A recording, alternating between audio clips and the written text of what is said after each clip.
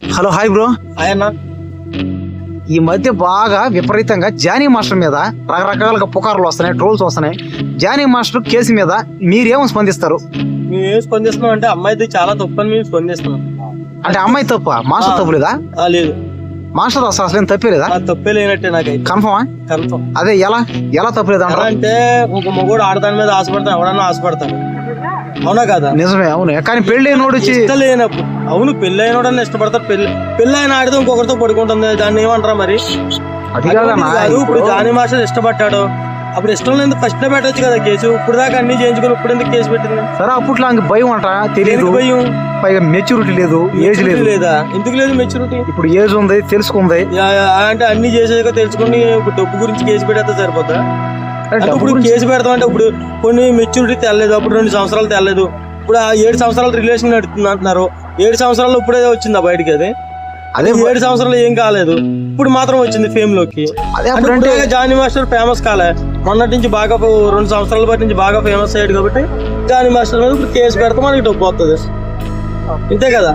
సరే అన్న, అప్పట్లో అమ్మాయికి తెలియదు, చిన్నపిల్ల, పైగా పక్క స్టేటు, పైగా మన స్టేట్ కూడా కాదు, పైగా సపోర్ట్ చేసే వాళ్ళు లేరు అప్పుడు ఎవరు. ఇప్పుడు తెలుసుకుంది. ఇప్పుడు ఎవరు పైగా ఇప్పుడు ఆమె జానీ మాస్టర్ ఇండస్ట్రీలో లేకుండా చేస్తున్నాడట, తొక్కేస్తున్నాడట ఎవరిని? అమ్మాయిని. ఒకప్పుడు చిరంజీవిని ఎలాగ అన్నారు తొక్కేస్తున్నారని. అందరు తొక్కేద్దామంటే తొక్కిచ్చేసుకునే వాళ్ళు ఎవరు లేరు. నేచురల్ స్టార్ నానే ఉన్నాడు, స్వయంగా వచ్చినోడే. గోపీచంద్ ఉన్నాడు, స్వయంగా వచ్చినోడే. వీళ్ళందరూ కూడా స్వయంగా వచ్చిన వాళ్ళే, ఒకరికొకరు వచ్చిన వాళ్ళు కాదు. తొక్కేస్తున్నారంటే తొక్కించుకోవడానికి ఎవరు ఉండరు, కానీ ఒకళ్ళు తొక్కేద్దామని మనం వెళ్తున్నాం, అది మనకు తప్పు. అది అంటే లేడీస్ కదన్నా, పాపం తెలియదు. అదే లేడీస్ అనే ఒక పేరుతో మాత్రమే బాగుపడుతున్నారు వాళ్ళు, ఆ ఒక పేరుతో మాత్రమే బాగుపడుతున్నారు. ఇంకో పేరు అయితే ఏమీ లేదు. ఆడది ఏం చేసినా చెల్లిపోద్దని మాత్రమే ఉంది. పైగా అమ్మాయికి అన్యాయం జరిగిందని బయట కూడా అందరూ అంటున్నారు. నిజంగా అన్యాయం జరిగితే జానీ మాస్టర్ ఒకటే చెప్పాడు, ఇండస్ట్రీ వదిలేసి వెళ్ళిపోతానని. ఎందుకు తేల్చలేకపోతాను? ఎందుకు నిజాలు బయట ఎట్లా పోతుందామా? ఇదే విధంగా జానీ మాస్టర్ మీద గతంలో కూడా కేసులు ఉన్నాయి. ఎందుకు ప్రూవ్ చేయలేకపోయారు ఆయన? అవన్నీ ప్రూవ్ చేశారన్నా. ఏం చేశారు మరి? ప్రూవ్ చేస్తే శిక్ష పడాలి కదా. ఆయన కోర్టులో కట్టాడు కూడా కేసు. ఏది ఫైన్ కూడా కట్టాడు అతను. ఫైన్ కట్టాడంటే అది మొత్తం రేప్ కేసు కట్ట కాదు కదా అది.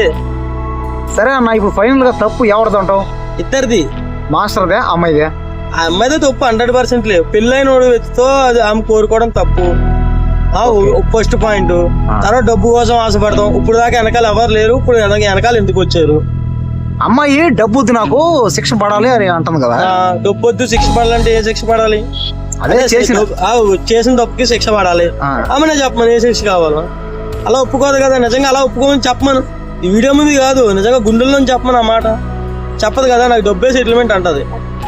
అది డబ్బు కోసం చేసి ఆడవాళ్ళు అన్న వీళ్ళందరూ, శ్రీరెడ్డి, ఈమె, ఇప్పుడు వచ్చిన అర్సా సాయి, రీతు, వీళ్ళందరూ కూడా డబ్బు కోసమే. రాజ్ తరుణ్ మిస్సెస్ అంటే వీళ్ళందరూ కూడా డబ్బు కోసం మాత్రమే.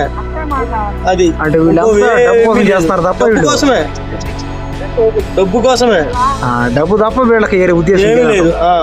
అంతేనంటావా? అంతే. Okay, thank you bro.